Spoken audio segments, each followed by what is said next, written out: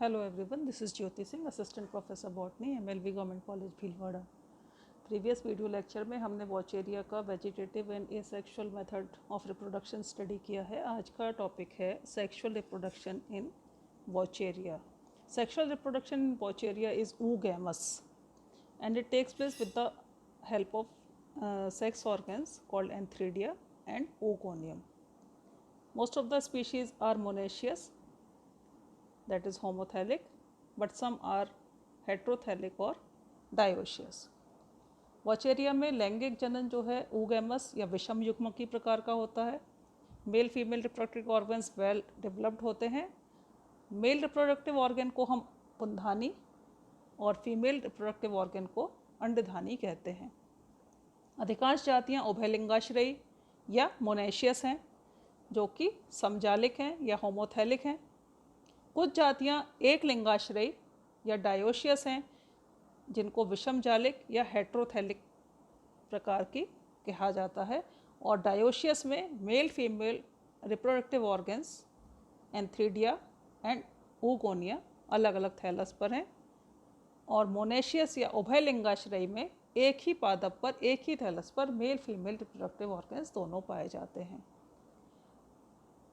Dioecious या एक लिंगाश्रयी जातियां जो हैं उनके उदाहरण हैं वॉचेरिया डाइकोटोमा, वॉचेरिया लिटोरिया, वॉचेरिया लॉन्गिकॉलिस एक्सेट्रा। अब आता है कि सेक्सुअल ऑर्गन्स का डिस्ट्रीब्यूशन कैसा है, कहाँ पाए जाते हैं। तीव्र बहते हुए जल में पाई जाने वाली जो वॉचेरिया हैं उनमें प्रायः लैंगिक जननों का अभाव देखा गया है।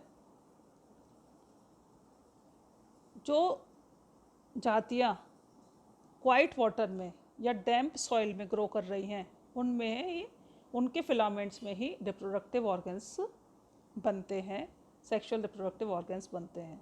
इन homothallic species Antheridia and oogonia are born adjacent to one another on a common lateral branch or on adjacent lateral branches. Sex organs may be stalked or sessile, व्रंतयुक्त भी हो सकते हैं, व्रंतहीन भी हो सकते हैं, जैसे कि वॉचेरिया सेसिलिस में। Some species show variation in the relative position of Antheridia and oogonia, जैसे कि वॉचेरिया जेमिनेटा में क्या होता है कि एक सेंट्रल स्टॉक्ड एंथ्रीडियम है, उसके चारों ओर 3-4 oogonia लगे हुए हैं। या वॉचेरिया गार्डनेरी एक उदाहरण है जिसमें एंथ्रीडिया के चारों ओर oogonia पाए जाते हैं। अब आता है कि एंथ्रीडिया की संरचना कैसी है। जैसा कि फिगर 15A में आप देख रहे हैं कि एक लंबा तंतु जैसा है और वो शीर्ष से मुड़ा हुआ है, कर्व्ड है, वो एंथ्रीडियल ब्रांच की तरह एक्ट करेगा।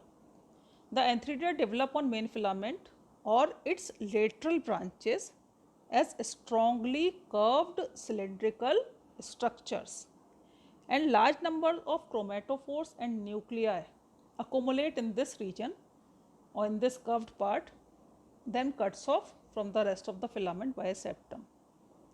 The nuclei that are present in this region, they divide mitotically, and then the protoplasm divides to form many uninucleate segments, and these segments then metamorphose into a spindle shaped biflagellate antherozoid.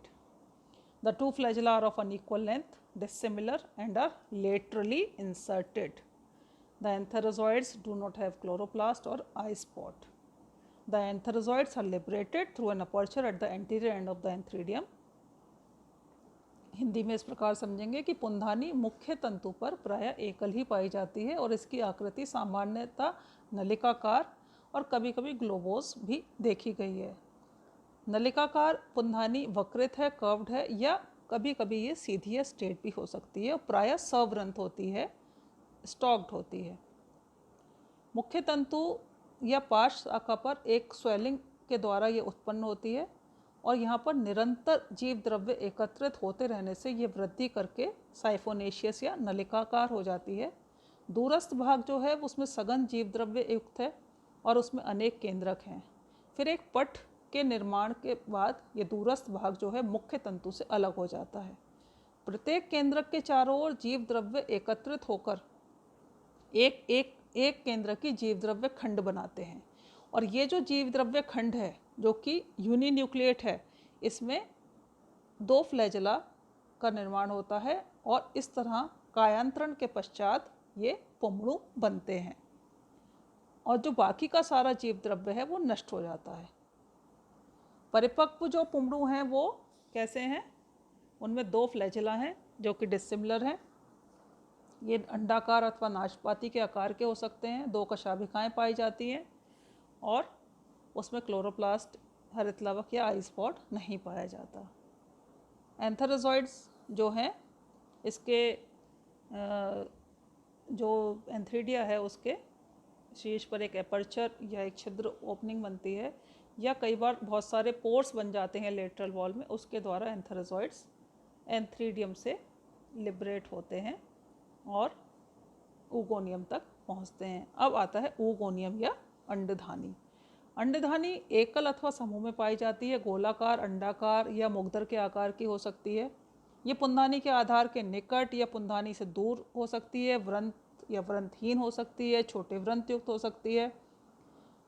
अंडधानी एक छोटी swelling या फुल्लन के रूप में शुरू होती है और इस स्थान पर जीव द्रव्य एकत्रित होते रहने से विकसित होकर अंडधानी या ऊगोनियम बनाती है। जीव द्रव्य में अनेक केंद्रक हैं, हरित लवक हैं, तेल बिंदुक हैं, ऑयल ड्रॉपलेट्स हैं और यह जो जीव द्रव्य है इसको हम वंडरप्लाज्म कहते हैं। कुछ समय के पश्चात इसमें एक ही केंद्रक बचता है, बाकी के सारे न्यूक्लिया नष्ट हो जाते हैं और एक अनुप्रस्थ पट बन जाता है बेस पर, जिससे अंडधानी जो है शेष तंतु से सेपरेट हो जाती है और बाद में अंडधानी के जीव द्रव्य में एक ही केंद्रक फाइनली बचता है, जिसको हम फीमेल न्यूक्लियस कहते हैं, जो एंथेरोजॉइड के मेल न्यूक्लियस से फ्यूज करके फर्टिलाइजेशन की प्रक्रिया को संपन्न करता है। The oogonium initiates as a small protuberance at the base of the antheridium, and it is formed due to the accumulation of cytoplasm and large number of nuclei. This dense multinucleate mass of cytoplasm is called wonderplasm, as shown in the diagram figure 15a. It gradually increases in size and forms an ovoid or rounded oogonium, which is separate from the filament, which is separated from the subtending filament by a septum. पट के निर्माण के बाद अंडधानी तंतु से विभक्त हो जाती है, अलग हो जाती है, सेपरेट कर जाती है। Mature oogonium spherical, subspherical with an apical beak, उसमें एक चोंच नुमा संरचना पाई जाती है शीर्ष पर। It has only a single nucleus, as other nuclei that are present in the young state gets degenerate when the septum is laid. Egg has a hyaline area which acts as a receptive spot, and the antheridia and oogonia mature almost at the same time simultaneously. antheridia और oogonia जो है एक ही समय पर लगभग परिपक्व होते हैं और tip of the apical beak जो है वो oogonia की जेलेटिनाइज करती है और एक एपर्चर या एक ओपनिंग बनाती है और इस ओपनिंग के द्वारा एक कलरलेस साइटोप्लाज्म जो है एग में से निकलकर बीक के आसपास इकट्ठा हो जाता है और इसमें एंथेरोजॉइड्स या पुंबड़ू फंसकर, इस ड्रॉप में फंसकर oogoनियम तक और फाइनली एग तक पहुंचते हैं through receptive spot. Nucleus of the antherozoid is smaller than that of the egg, and after entering the egg the male nucleus it increases in size and becomes equal to the egg nucleus. Antherozoid का जो केंद्रक है वो आकार में छोटा होता है, वो वृद्धि करता है, फीमेल न्यूक्लियस के बराबर या एग न्यूक्लियस के बराबर बनता है और फिर दोनों न्यूक्लियाई फ्यूज़ करते हैं और एक डिप्लॉयड जाइगोट का निर्माण करते हैं और निषेचन की प्रक्रिया संपन्न होती है। Zygote then secretes a 3 to 7 layer thick wall around itself. The protoplast of the zygote is laden with oil droplets, उसमें बहुत ज़्यादा रिजर्व फूड मटेरियल है जो कि ऑयल है वॉचेरिया में। अब जाइगोट ग्रीन कलर का है बट धीरे धीरे इसका जो डिजेनरेशन होता है क्लोरोफिल का, इसके बाद ये रेड कलर का नज़र आता है and it remains in the oogonium until it is liberated by decay of the oogonial wall. Zygote oogonia में ही रहता है जब तक कि oogonia की वॉल का डिके ना हो और वो वहाँ से oogonia की वॉल के डिके के पश्चात ही बाहर निकलता है। बाहर निकल के जाइगोट क्या है, डॉर्मेंट पीरियड में चला जाता है कुछ समय के लिए, for few months before germinating. और ये जो डॉर्मेंट अवस्था है, सुप्तावस्था है, it helps in tidying over the unfavourable conditions like desiccation and high temperature. पानी की कमी है, वातावरण में बहुत ज़्यादा गर्मी है, टेम्परेचर बहुत हाई है, उन कंडीशंस में ये डॉर्मेंट अवस्था में, सुप्तावस्था में पड़ा रहता है और जैसे ही अनुकूल परिस्थिति आती है ये जर्मिनेट कर नए पादप या नए थैलस का निर्माण कर लेता है, जैसा कि आप इस चित्र में देख रहे हैं फिगर 16।